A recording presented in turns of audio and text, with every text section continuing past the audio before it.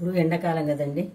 ఎండాకాలం మనం మజ్జిగ తాగినా అన్నంలోకి ఇట్లా తీసుకున్నా చలవ చేస్తుంది. పిల్లలు పెద్దలు అందరూ చేసుకోవచ్చు. అందుకు మీకు మజ్జిగ చారు ఎలా చేయాలనో ఏమి అన్నీ చూపిస్తాను రండి.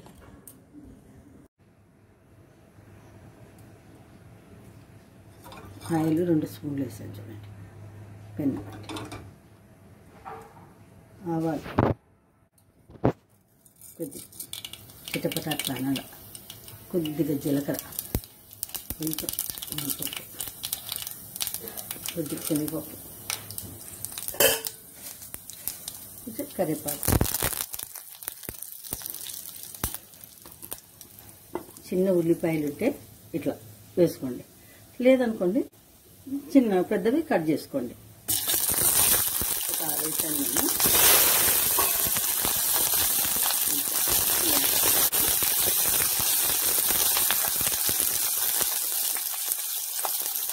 కొద్దిగా మగ్గాలి అంటే ఎక్కువ అవసరం కొంచెం. దీనికి పచ్చిమిర్చి వేసాను ఒక 5 ఇట్లా ఉన్నట్టు ఒకదంతా వేసాను.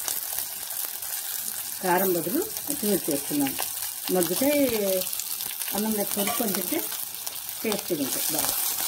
ఈ కొద్దిగా మగ్గనిద్దాం.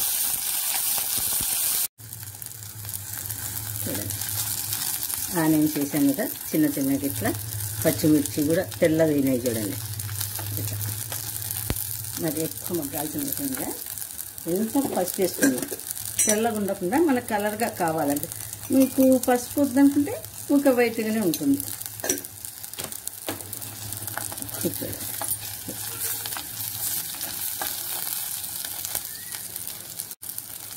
శనగపిండి అనేది ఒక 2 టేబుల్ స్పూన్ శనగపిండి. కొంచెం దీంట్లోనే వేయించితే పచ్చివాసన పోతుంది. శనగపిండి 2 టేబుల్ స్పూన్లే అండి, ఎక్కువ అవసరంలే. మరి చిక్కగుంటే కూడా బాగుండదు అనమాట. శనగపిండి కూడా చూడండి ఇది అయిపోయింది.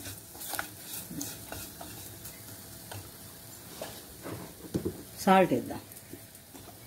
ఇంతవరకు సాల్ట్ వేయలే కదా, మనం మిర్చికి మజ్జిగకి అన్నిటికి కలిపి సాల్ట్ వేసుకుందాం. దీని మీద వేస్తే మిరపకాయకు పడుతుంది, కొంచెం సాల్ట్ ఆనియన్స్కు ఉంటుంది సవ్వగా ఉండకుండా. ఇది చూడండి. ఇప్పుడు ఇదంతా పోపు రెడీ అయిపోయింది కదా. ఇది చల్లారినాక మనం మజ్జిగ చేసుకుని మజ్జిగలో కలిపేసుకుందాం.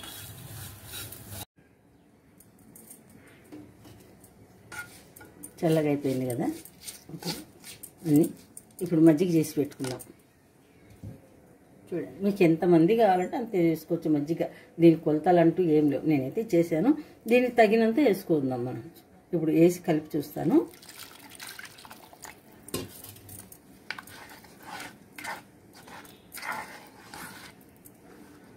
చూడండి, ఇట్లా అన్నీ కలిసిపోయినాయి కదా. చల్లగా అయినాకైతే పెరుగు పగలదు. ఇప్పుడు అన్నీ కలిసిపోయినాయి.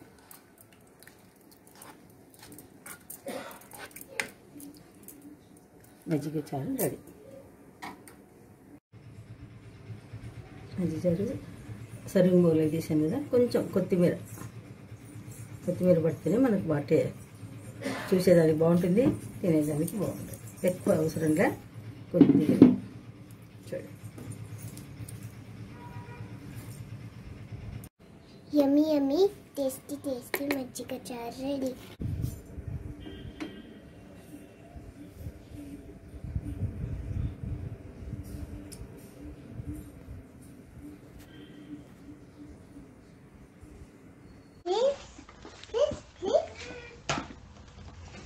Subscribe everybody.